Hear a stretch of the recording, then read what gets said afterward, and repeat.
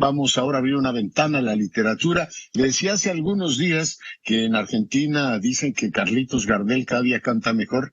Yo digo que Enrique Serna, aquí en México, cada vez escribe mejor. No sé cómo lo hace y en un momento más se lo voy a preguntar, pero cada día supera, te lo lee todos los viernes, en su artículo, pero en su obra literaria parece que cada día se supera él mismo. Enrique Serna, maestro, un privilegio recibirte.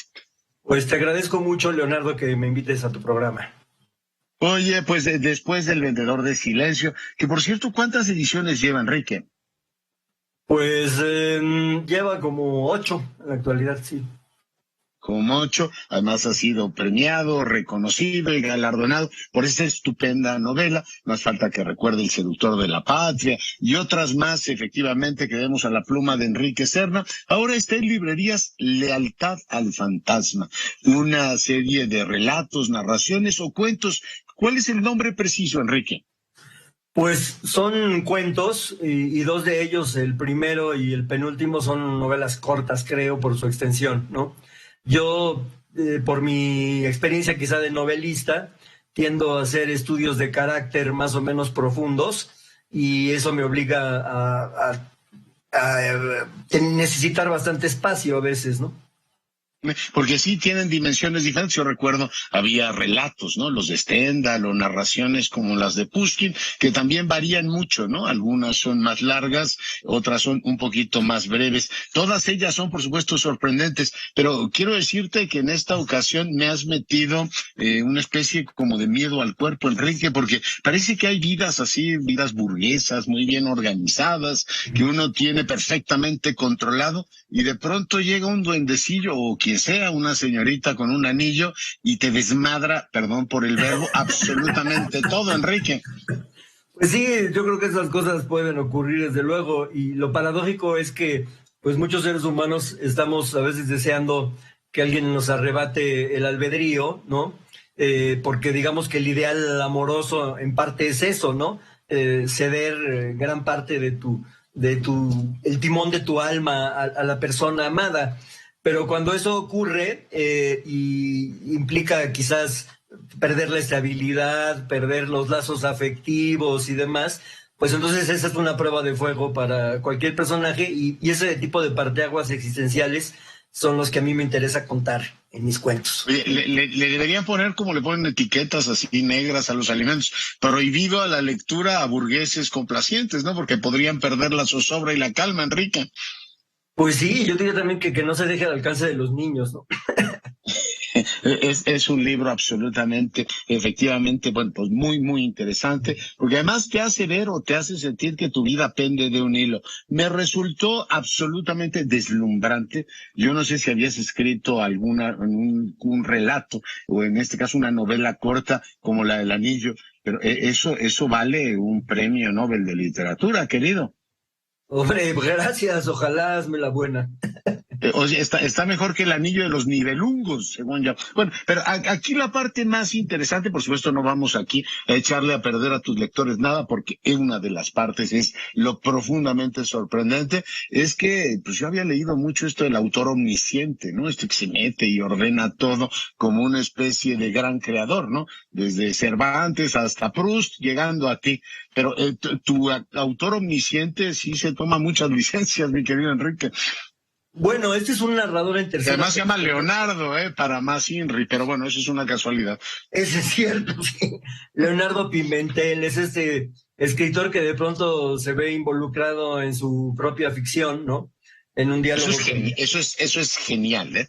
Con su personaje, ¿no?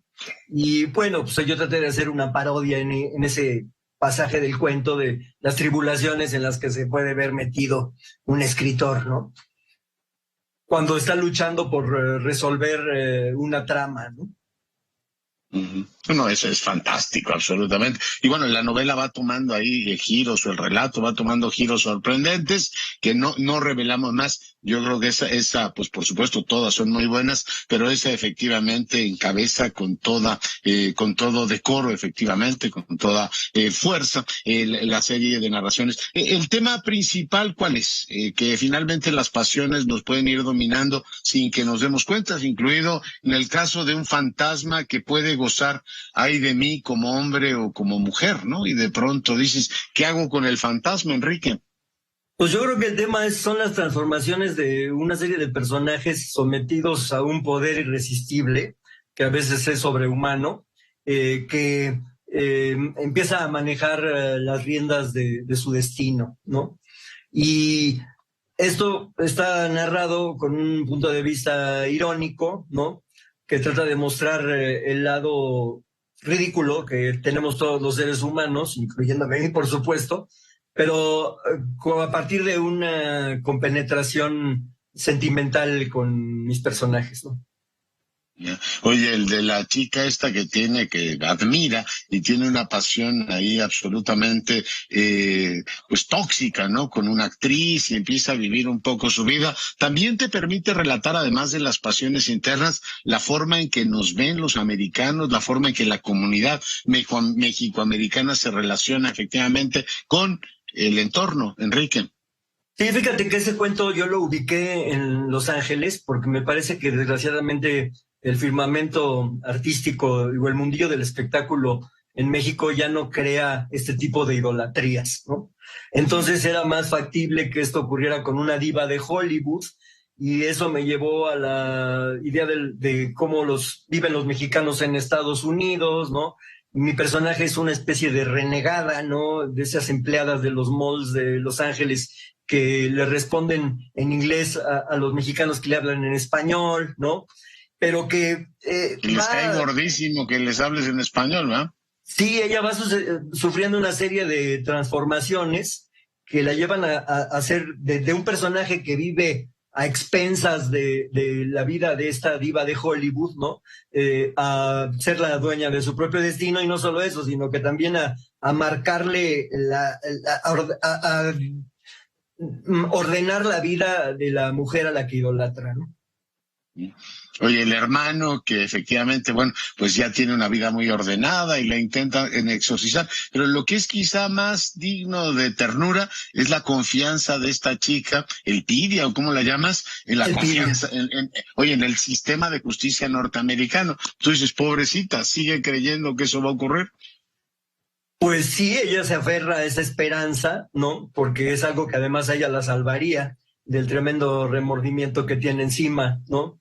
Y bueno, esa es una especie de un juicio que yo digo en el cuento que es parecido al de el jugador de fútbol americano, este famoso que dividió a la comunidad de Estados Unidos entre blancos y negros, etcétera, ¿no? Y pues es un cuento que creo que está muy ligado con las demás ficciones del libro, ¿no? Porque aquí la idolatría también es una entrega de la voluntad hacia un ser supremo que ella convierte en una especie de diosa, ¿no? Ella vive por ella y en algún momento cobra una venganza a nombre de ella que ella de todas maneras no le pide. Me encanta cómo escribes al personaje, pero trabajas muy bien la contextualización, ¿no? O sea, muy bien llevado el tema, además de las pasiones y toda la parte irónica de lo que son los Estados Unidos hoy, Enrique. Pues sí, porque yo creo que los personajes no pueden vivir en el limbo, ¿no? Y entonces hay que describir su contexto histórico-social, tanto en ese cuento que ocurre en Los Ángeles como en los demás, que la mayoría ocurren en México, salvo el último que ocurre en París, ¿no? París, sí, efectivamente. El fantasma este terrible que goza como hembra o varón. Los sueños lo pueden uno atormentar, ¿no? Sí, desde luego, ¿no? Desde luego que porque sabemos además una fuerza que se apodera en algunos momentos de tu voluntad, ¿no? Y en el caso de estos personajes, llega hasta el grado de dudar de su propia existencia, ¿no? Oye, y cuéntanos también cuál es tu experiencia como escritor así ya consagrado. ¿Te leen los jóvenes, por ejemplo? ¿Están leyendo los jóvenes en este país, Enrique? Sí, mi experiencia es que leen bastante. Y de hecho, a mí me ha parecido que mis libros de cuentos, que son libros más provocadores y contraculturales, los leen mayoritariamente los jóvenes, mientras que las novelas históricas las lee más gente ya adulta, más de mayores de 40 años, ¿no? O sea, te refieres al Seductor de la Patria, esos, ¿no? Sí, El Seductor de la Patria o El Vendedor de Silencio, por ejemplo, ¿no? Eso es de cuarentones para arriba. Bien harían los jóvenes en leer, ¿no? De Negri y por supuesto Santana en estos tiempos, ¿no? Sí, también los leen estudiantes, pero creo que con esos libros llegué a un público de gente mayor que a mí antes no me seguía, ¿no? ¿Y hay debate literario en México o está todo muy estéril, Enrique? No, yo creo que sí hay debate. Lo que a mí me parece muy absurdo de nuestro mundillo literario, ¿no? Es que la crítica está muy cooptada, ¿no? Yo recuerdo, por ejemplo, que cuando Juan Villoro dirigía la jornada semanal, ¿no? Yo veía que todas las reseñas eran siempre elogiosas, ¿no? Y un día le pregunté, oye, ¿y por qué un día sacaron una que sí era adversa contra un escritor? Le dije a Juan, oye, me parece bien, digo, a lo mejor este escritor se merece esta crítica tan lapidaria, pero ¿por qué es la primera vez después de 2 años y medio que esto pasa? Entonces me decía que los reseñistas temían malquistarse con un escritor que luego pudiera ser el jurado de una beca cuando ellos la pidieran, etcétera, ¿no? Entonces estamos en una situación muy extraña en México porque mientras que hay una enorme libertad para los comentaristas políticos, y ahí sí ya no hay mordaza ninguna, hay un sistema de intereses creados en el mundillo cultural que inhibe la crítica, ¿no? ¿Importan mucho las reseñas o ya el diálogo es más directo a través de las redes sociales? Por ejemplo, tú como que no estás muy presente en las redes sociales, te leemos en Milenio, pero ¿no es mucho más directa la relación ahora con los lectores?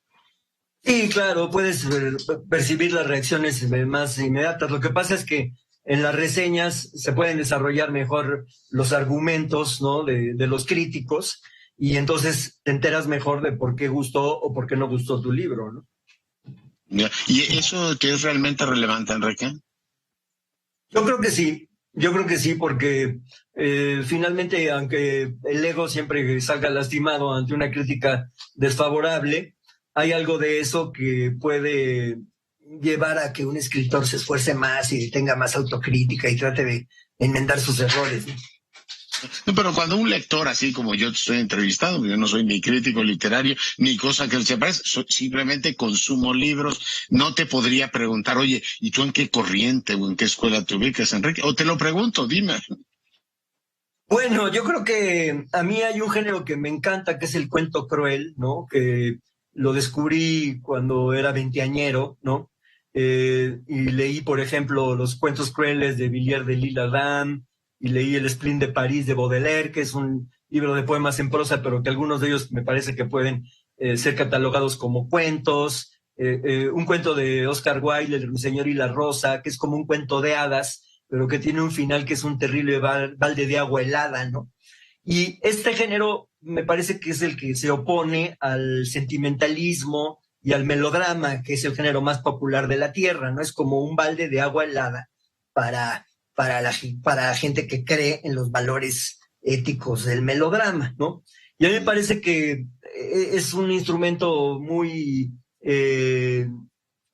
interesante para hurgar en la conciencia y hacer un retrato más complejo de la condición humana. Pues es un libro fantástico que yo recomiendo ampliamente. De verdad, cuando uno termina de leer El Anillo Maléfico, queda uno con la impresión de que eso no se puede detener, que hay que seguir leyendo, como lo he hecho toda mi vida, además con una enorme admiración a Enrique Serna, a quien le agradezco enormemente el tiempo. Enrique, muchísimas gracias por haber estado con nosotros. Muchas gracias a ti, Leonardo. Hasta luego. Bueno, y con esto nos vamos. Yo soy Leonardo Curcio. En nombre de todo el equipo le agradezco su preferencia.